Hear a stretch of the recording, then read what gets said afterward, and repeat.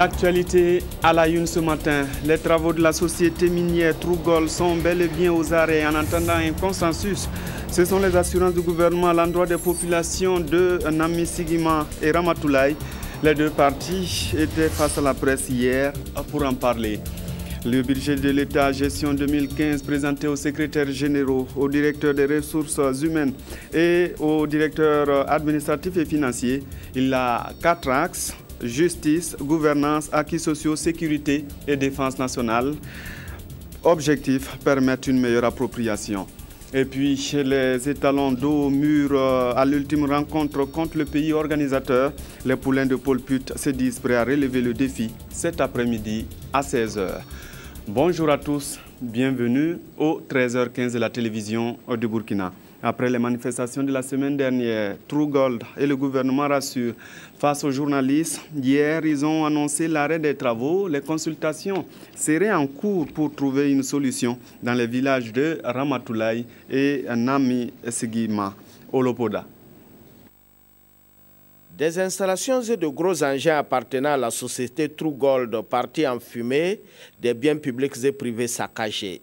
Les dégâts sont provisoirement évalués entre 2 à 4 milliards de francs CFA. C'est le triste constat des événements survenus les 14 et 16 janvier dernier à Namisigima et à Ramatoulaye dans la région du Nord. À l'origine de cette flambée de violence, le sentiment qu'ont les autochtones d'être les laissés pour compte dans les recrutements de la société. À cela s'ajoute l'inquiétude des populations au regard de la proximité de la mine de Ramatoulaye avec la mosquée du village considérée comme un haut lieu de culte. Je voudrais donc rassurer tous les musulmans, et particulièrement ceux de la Tidjania, que rien n'arrivera et ne peut arriver à la mosquée, qui est un lieu divin et sacré. Le code minier protège les sites sacrés et les lieux. Les informations qui sont véhiculées et qui tendent à dire qu'un jugement important existe sous la mosquée et que la mine fera une galerie pour extraire ce jugement-là est tout à fait infondé. Aucun géologue ne peut autoriser à faire la recherche d'or sous une mosquée. La tension sociale a entraîné l'arrêt des activités de la compagnie canadienne qui, selon le gouvernement, est détentrice d'un permis d'exploitation industrielle de conformité environnementale. En outre, ce permis n'autorise pas la compagnie à creuser des galeries susceptibles d'endommager la mosquée dont il est question. L'octroi de ce permis a suivi les procédures administratives et légales prescrites par le code minier et ses textes d'application, notamment les dispositions relatives à la préservation de l'environnement. Ces dispositions précisent que tout demandeur d'un titre minier désiré d'entreprendre des travaux de terrain susceptibles de porter atteinte à l'environnement doit fournir une étude d'impact assortie d'une enquête publique et d'un plan d'atténuation des impacts négatifs, de renforcement des impacts positifs. Toute modification des actions prévues doit faire l'objet d'une autorisation préalable de l'administration. Le calme est aujourd'hui revenu à Namisigima et à Ramatoulaye. Des démarches entreprises par les autorités sont en cours en vue de trouver une solution acceptable par tous. Une solution devant s'inscrire dans la dynamique d'une exploitation apaisée au bénéfice des populations, de la mine et de l'État. Tel est en tout cas le souhait du gouvernement. Les négociations ont permis un retour au calme à Bobo Dioulasso où des élèves enseignants des écoles privées ont manifesté mardi. À l'origine, des élèves expulsés des classes faute au paiement des encadrés. Grâce à ces concertations, les choses sont rentrées dans l'ordre et les enseignants sont passés à la caisse. Karim Sissé. Ces manifestants sont tous des élèves enseignants du primaire. En principe, à l'heure actuelle, ils devraient tous être dans leurs différents lieux de stage. Mais hélas, ils sont ici à la direction régionale de l'éducation nationale et de l'alphabétisation Drenadé-au-Bassin pour se faire entendre. Nos conseillers sont venus nous mettre à la porte, soit disant qu'ils n'ont pas perçu ce qu'ils devraient percevoir. Et donc, au vu de tout ça, nous aussi on a été au niveau de notre école d'origine, l'école de formation, nous renseigner est-ce que toutefois ils sont à jour des paiements et on a été trouvé que ouais, de là-bas il n'y a pas de problème. Donc voilà pourquoi on s'est dit qu'il fallait venir ici pour se renseigner, pour vraiment voilà, être au parfum des choses, avoir une idée claire. Moi, particulièrement, parce que je suis dans ma semaine d'observation. Je dois observer une semaine pour pratiquer une semaine. Et si je n'observe pas, je dois pratiquer. Mais je vais pratiquer comment? Avec des différences, bien sûr. Awa Victorine Milogo, directrice régionale de l'éducation nationale et de l'alphabétisation des hauts-bassins, dit être surprise de la manifestation. Je suis un peu surprise.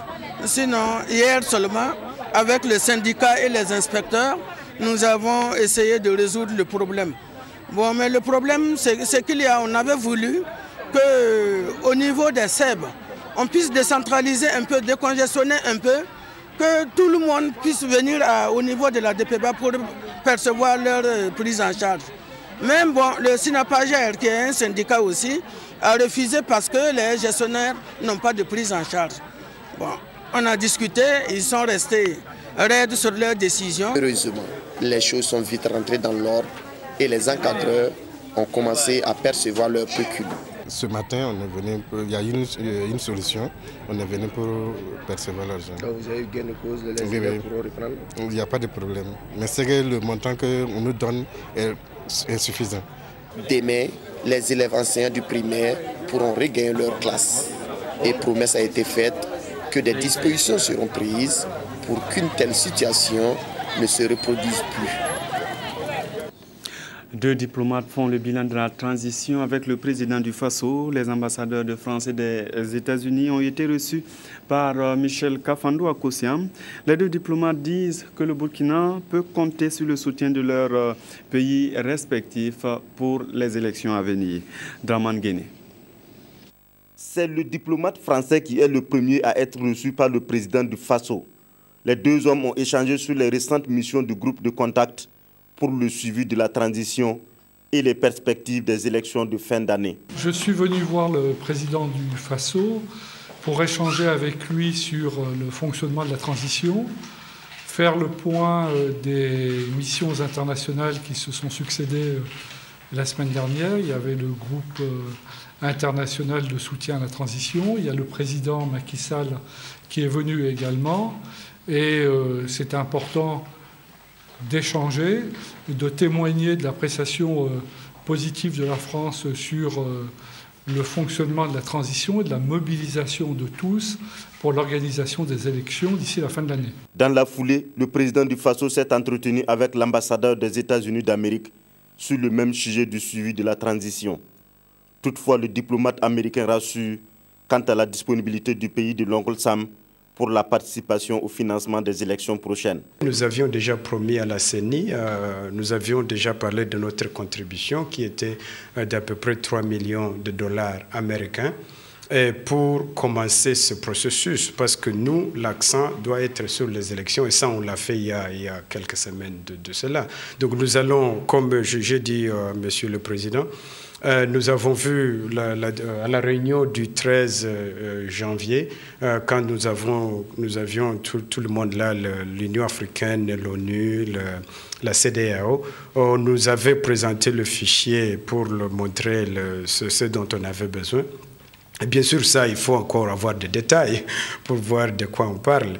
Mais c'est clair qu'une fois que les 4 points sont établis, chronogramme, fichier, burkinabé de l'étranger et financement, c'est clair qu'à ce moment-là, non seulement les États-Unis, mais nous tous, les partenaires du Burkina Faso, nous allons commencer à discuter des détails, comment on peut accompagner le pays dans ce domaine-là.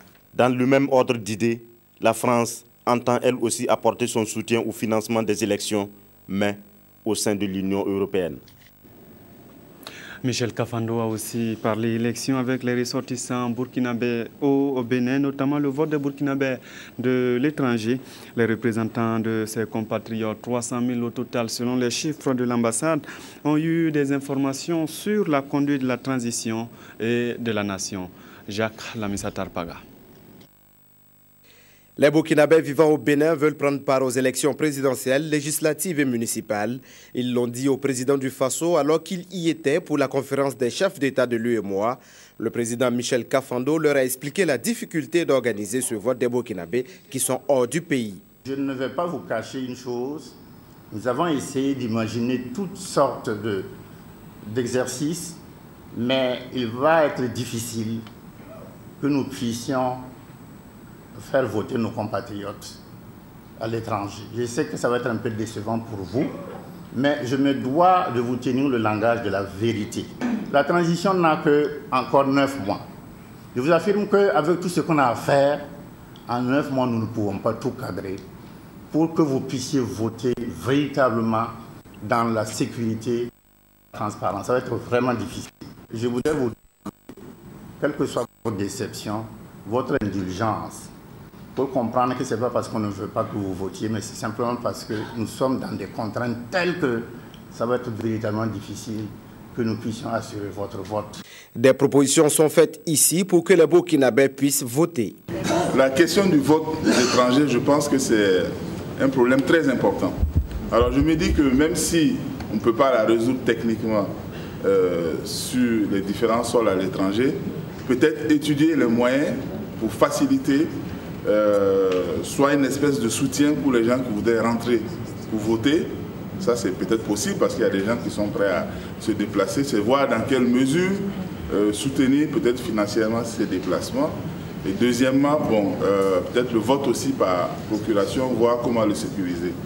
Les Burkinabés au Bénin s'inquiètent des nombreuses contestations contre des membres du gouvernement de transition et d'autres personnalités.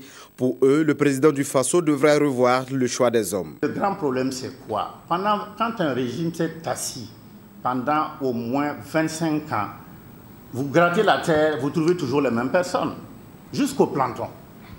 C'est très difficile dans ces conditions de trouver des gens, les gens que les gens veulent. Ce n'est pas possible. Mais nous faisons de notre mieux.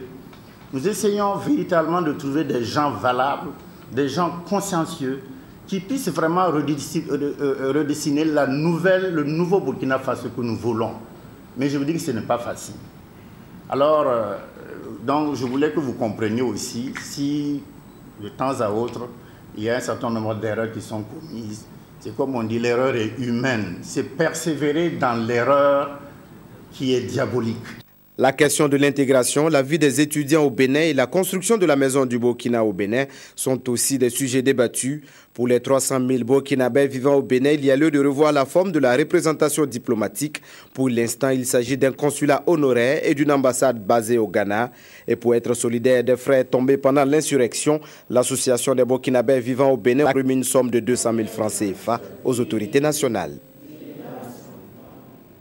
Et puisqu'il est question d'élection, ce 23 janvier débute la première convention nationale des jeunes du mouvement national pour le progrès et les changements. Ils se donnent de rendez-vous au Palais de la Culture Jean-Pierre Guingané au stade du 4 août où ils parleront de la contribution de la jeunesse MPP au développement de Burkina post-insurrection. Le comité d'organisation a rencontré les médias.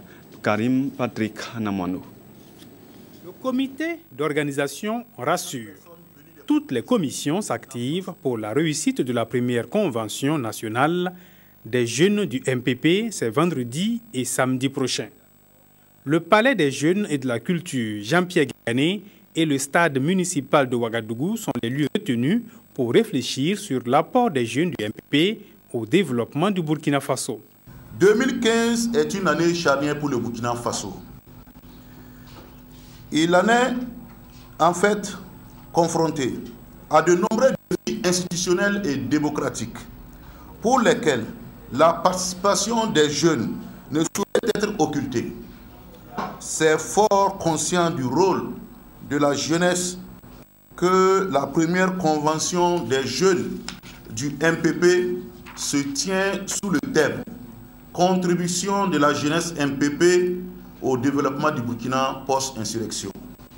Plus de 1000 jeunes des structures du parti dans les 45 provinces et des pays étrangers sont attendus à cette convention pour débattre sur les enjeux suivants: l'emploi des jeunes, les réformes économiques, le leadership et la conduite de projets et surtout l'apport des jeunes burkinabés de l'extérieur, cependant exclus du droit de vote. Si nous avons tenu à ce que des Burkinabés puissent participer à l'état de l'étranger, souvent par leurs propres moyens, nous pensons qu'ils ont de la matière à mettre à la disposition de leur pays. Et les votes seulement ne peuvent pas être l'expression du soutien à leur pays. Nous disons que si toutefois des votes doivent se tenir dans des conditions quand même idéales, je pense que ça serait juste, transparent et non contestable. La participation active des femmes et des anciens du MPP est attendue à cette convention des jeunes qui s'achèvera avec un grand meeting ce samedi au stade municipal de Ouagadougou. Autre point de l'actualité, ce matin, c'est connu, le budget de l'État gestion 2015 se chiffre en recette à 1516 milliards de francs. Mais le ministère de l'Économie et des Finances a décidé de le présenter dans les détails aux acteurs de la chaîne de dépenses. Ce sont les secrétaires généraux, les directeurs administratifs et financiers, les directeurs des ressources humaines, avec pour objectif de leur permettre de s'approprier une bonne exécution. Aruna Mari. Maillon essentiel dans l'exécution du budget, ces acteurs de la dépense publique issus des différents ministères échangent avec les premiers responsables du département de l'économie et des finances. Une rencontre qui se tient dans le cadre d'une campagne d'information et de communication sur l'exécution du budget de l'État gestion 2015. La campagne de communication nous a paru nécessaire parce que le budget, comme vous le savez, ce n'est que la traduction financière de la politique du gouvernement en matière de développement économique et social du pays. Donc ça intéresse tout le monde, aussi bien la population, les administrations, les partenaires techniques et financiers. Donc le budget a été adopté il y a seulement quelques temps. Il est de notre devoir de l'expliquer dans sa structure, dans sa composition, dans ses ambitions. Au cours des échanges, il est demandé à ces communes de l'État de rester dans le cadre d'autorisation parlementaire du budget et d'éviter les dépenses extra-budgétaires. Concernant la passation de marché de gré à gré, le département de Jean-Gustave Sanon les exhorte à respecter la réglementation en vigueur. La question de la réduction du prix du carburant et celle relative aux salaires et aux avancements se sont invités au débat. J'ai été très satisfait de la réponse qui a été donnée, parce qu'en réalité, il ne s'agira ni de blocage des avancements, ni de constat d'avancement sans incidence financière, ni d'arrêt des recrutements. Il s'agit d'autres mesures qui vont permettre de respecter un certain pourcentage que doit avoir la masse salariale par rapport au budget. La rencontre était nécessaire pour d'abord nous permettre, nous les premiers responsables chargés de l'exécution du budget au niveau des départements ministériels, d'être en phase avec les décisions du gouvernement, les positions du gouvernement par rapport à l'exécution budgétaire et éviter qu'il y ait une exécution qui ne soit pas en déphasage avec les attentes des populations. Le ministère entend soumettre prochainement en Conseil des ministres des mesures relatives à la réduction du train de vie de l'État. Mais en attendant, le département de l'économie et des finances les invite à gérer l'argent du contribuable dans l'esprit de budget d'austérité. Non, la Sonabi n'est pas responsable de la pénurie de gaz selon les responsables de la société. Ils l'ont dit aux journalistes invités la nuit dernière à visiter le site de Bingo. Sur place, les difficultés ne manquent pas pourtant. C'est Sylvestre. 20h30 ce mardi 20 janvier au dépôt de la Société nationale burkinabé d'hydrocarbures Sonabi à une quarantaine de kilomètres de Ouagadougou. Quelques consignes de sécurité à l'entrée du centre d'emplissage de gaz et nous trouvons les ouvriers à l'ouvrage dans les deux chaînes d'emplissage des bouteilles de 6 kg et de 12 kg. 3 équipes de 25 personnes se relaient ici afin de permettre à l'usine de fonctionner 24 heures sur 24. La production journalière serait de 200 tonnes, soit près de 30 000 bouteilles. Ce qui, de l'avis des responsables du dépôt, couvre largement les besoins des populations de Ouagadougou et des environs, les zones de couverture du dépôt de Bingo. Nous ne sommes pas en pénurie de gaz. Le gaz est là. Si nous étions dans une position où la demande n'était pas satisfaite, où on nous demandait 200 tonnes métriques et que nous arrivions à livrer que 100 tonnes métriques, nous aurions parlé quand même d'incapacité à honorer la demande, ce qui n'est pas le cas. Si quelqu'un vous dit livrez-moi 200 tonnes métriques et que vous lui livrez 200 tonnes métriques, ça veut dire que ses besoins sont de 200 tonnes métriques. à moins qu'il y ait un autre besoin derrière que même les distributeurs n'arrivent pas à appréhender. Les bouteilles de gaz à la sortie de l'usine sont chargées au fur et à mesure dans les camions des distributeurs. Le temps d'attente d'un camion est aujourd'hui de maximum 24 heures. On se lève à 4h, 5h du matin comme ça pour venir faire les rangs. Donc, si tu arrives qu'il y a 10 camions devant toi, tu peux avoir dans les environs de 1h, 2h du matin. Sinon, le début, dans les mois d'août, septembre, ce n'était pas comme ça. Tu pouvais venir aujourd'hui, faire 2 jours même sans avoir. La SONABI souligne cependant que l'arrêt des machines pour les travaux de maintenance a pu être à l'origine de la pénurie de gaz que connaît Ouagadougou.